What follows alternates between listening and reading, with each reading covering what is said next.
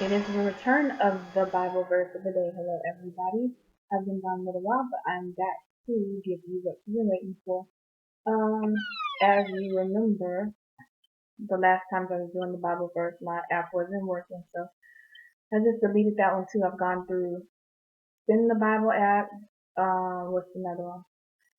What's the other one? Shape for the Bible verse of the day, and everything keeps on breaking. So I'm just gonna stick to the regular Bible app and just go and choose the verse of the day based on what they're putting up here. So everyone's familiar with this one. It's probably the most popular Bible app. Is this one? Holy Bible. That's the one I'm going to use instead of Shake the Bible, Spin the Bible, all the other stuff, because those just end up breaking. So this one has verse of the day already up there, and that is what I will discuss. This one is Psalms 119, 143. As usual, I'm going to read the whole thing, then I'll go to the specifics, and I'll talk about them. 119, 143.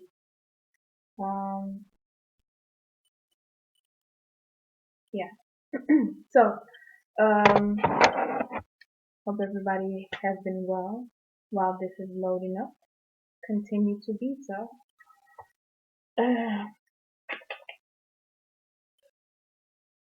No, this one looks like it's broken too. How can this break? This is usually a good app that doesn't break, but it's my last hope, so I'm gonna have to go back to opening a textbook Bible. Yeah. Okay, so it kicked me out of there. Let me try to go back. Technical difficulty. Psalms, as I told you in many videos before, Psalms is a good book. It has Psalms is just poems, basically, and many of them are written by David, King David, if you've heard his story, where he went from shepherd boy all the way to being king of Israel. So I'm almost there. What was it? Psalm 119, 138, I think. So yeah, I'll read the whole thing. Wow, that's long. Yeah. Wait a second. Let me see how long. It's super long. Oh my god. Eh? Okay, let me go to 138. Let's just read the short part.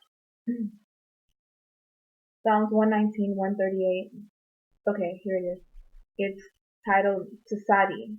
I don't know what that means right now, but let's just go. Lord, you do what is right, and your decisions are fair. The rules you have given us are right. We can trust them completely.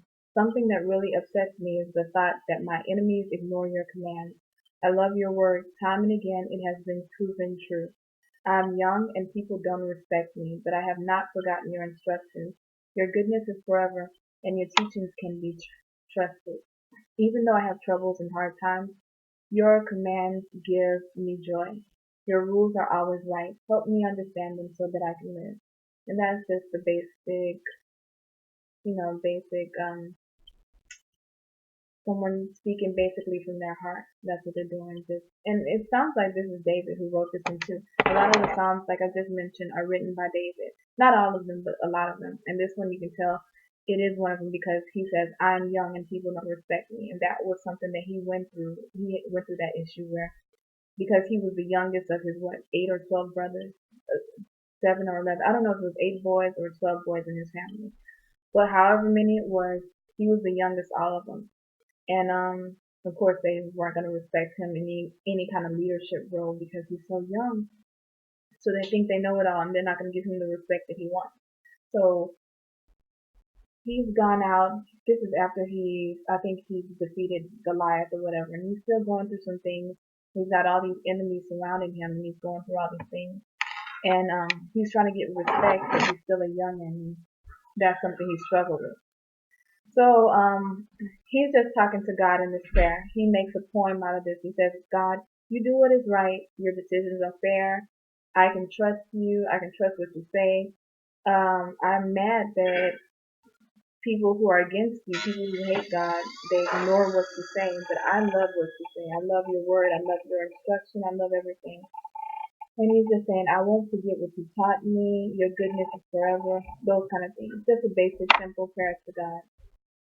in respect of God. So the specific verse says, "The rules you have given us are right.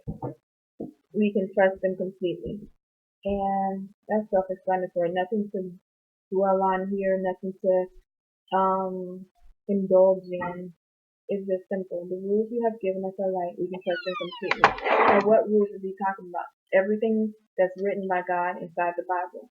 God designed the Bible so that he can lay out a format. It's like driving a car. If you want to know how to drive a car and no one's taught you or anything, you read the manual and read all the insides of the car and see how to change the oil and press the brakes and press the gas, all that other stuff. God gave us this word just for life because we're all being born here. Nobody around here can claim that they have created life and that they are not created life, but they're not the creator of the world. That's what I'm trying to say.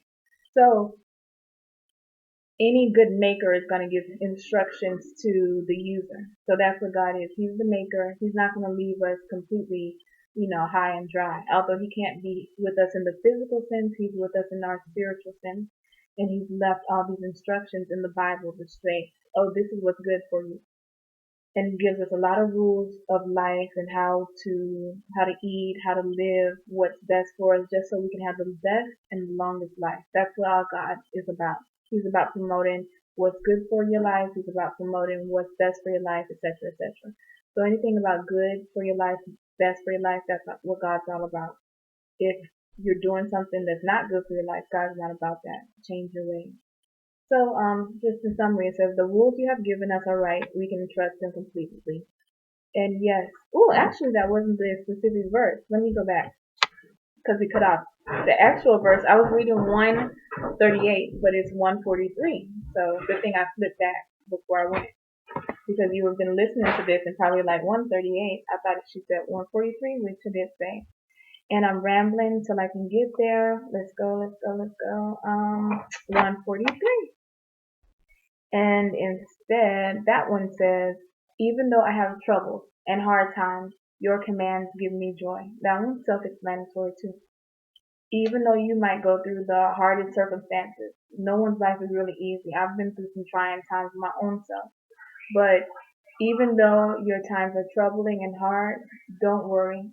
God's word can give you joy. God can give you authentic joy where you don't have to, walk around and try to fake happiness. Joy can just exude from your soul out into the world and hopefully can touch other people who are having troubles and hard times themselves. So you want to know especially if you've gone through a lot of hard times and hard circumstances in your life, if you want to know what real joy is about, even through the hard times, then look into God's word and his commands can give you joy and direction and inspiration and whatever you need in life. That's what our God's about. So that is it. There is nothing else more to tell you about. Until tomorrow or next time, everybody have a blessed day. Our Father who art in heaven or anywhere you want to be, holy is your name. Your kingdom will come. Your will be done on earth as it is in heaven. Please give us this day our daily bread and forgive us our debts as we forgive those who have debts against us. And lead us not into temptation, but deliver us from evil. For yours is the kingdom, the power, the glory forever and ever. In Jesus' name, amen, everyone. Goodbye.